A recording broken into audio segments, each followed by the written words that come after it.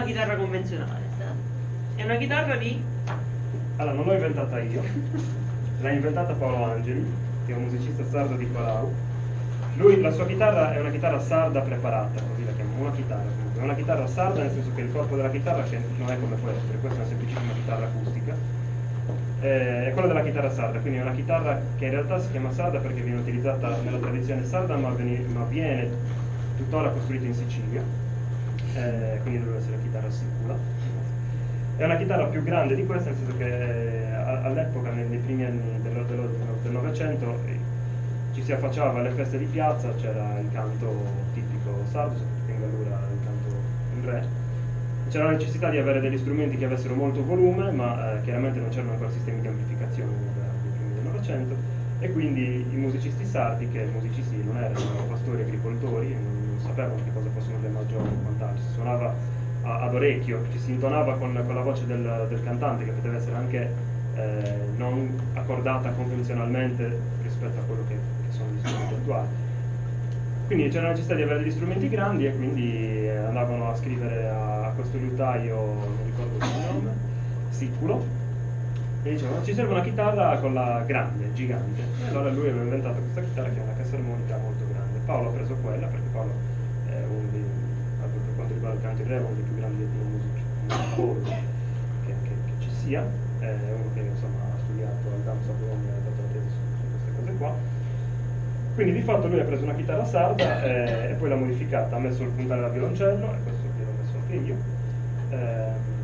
ha messo un sacco di cose sulla chitarra perché fanno parte del suo percorso di sperimentazione, quindi di musica sperimentale in cui si usano gli oggetti con la chitarra, e poi ha inventato questo marchingegno, che in realtà non ha inventato lui, cioè lui l'ha inventato pensando di inventarlo, però poi è andato al museo a Bruxelles, il museo degli strumenti di Bruxelles, se ci andate lo vedrete, l'ho visto anche io, e c'è una chitarra dei primi dell'800 che ha esattamente dei martelletti che battono sulle corde, non si comandano con i piedi ma si comandavano con le dita, quindi anche lui in realtà non l'ho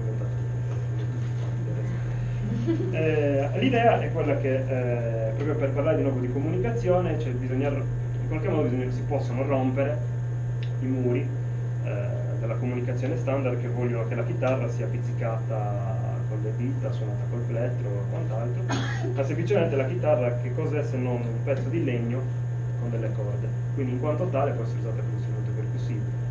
Allora uno volendo la potrebbe prendere e suonare un jambé, o altrimenti perché non percuotere le corde con dei martelletti? Quindi uno si costruisce dei martelletti che si comandano, si possono comandare così,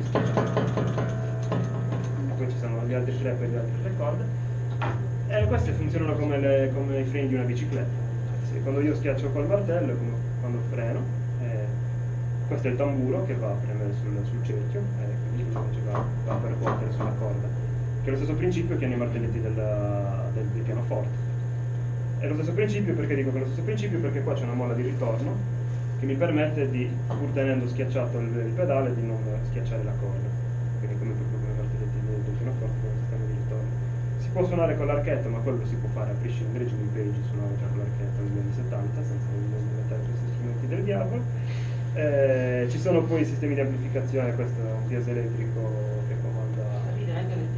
Angeli. Paolo Angeli, esatto. Questi sono i pick up, servono per avere il suono insomma, più elettrico, per avere questi suoni continui qua.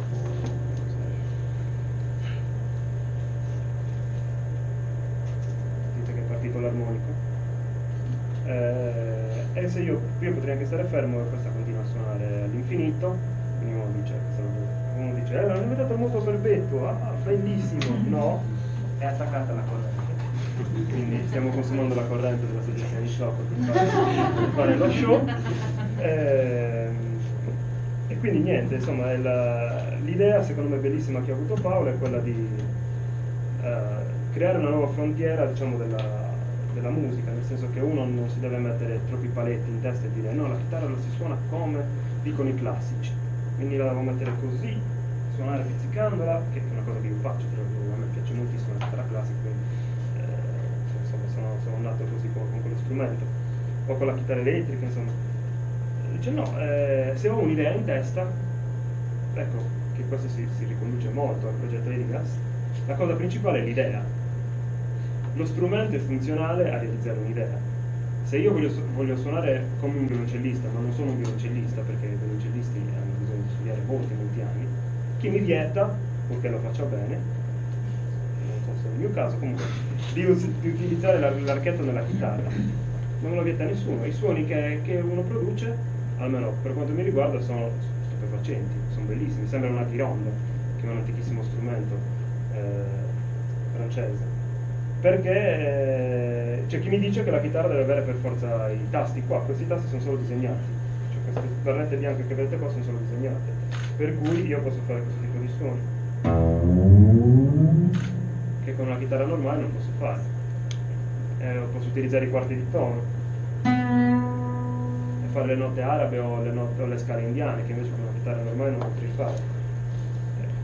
Di fatto quindi l'esigenza di comunicare qualcosa che uno ha in testa porta a costruire uno strumento. Paolo è stato un innovatore da questo punto di vista. Pat Metini ha una chitarra come Paolo perché si è innamorato della chitarra e gliel'ha chiesta. Poi ho scritto anche io, papà, posso costruire una chitarra come te? Fai pure, hai due possibilità, o hai migliaia di euro e te la costruisci, vai dall'Italia e te la puoi fare tutta qua, altrimenti prendi il plexiglass, questo l'ha costruito mio zio, questo qua è un artigiano di una matrona di mio paese, prendi il legno, prendi gli scarti del legno, i cavi di bicicletta e col plexiglass ti metti nello scantinato e lo fai, col suo permesso. E niente, questo è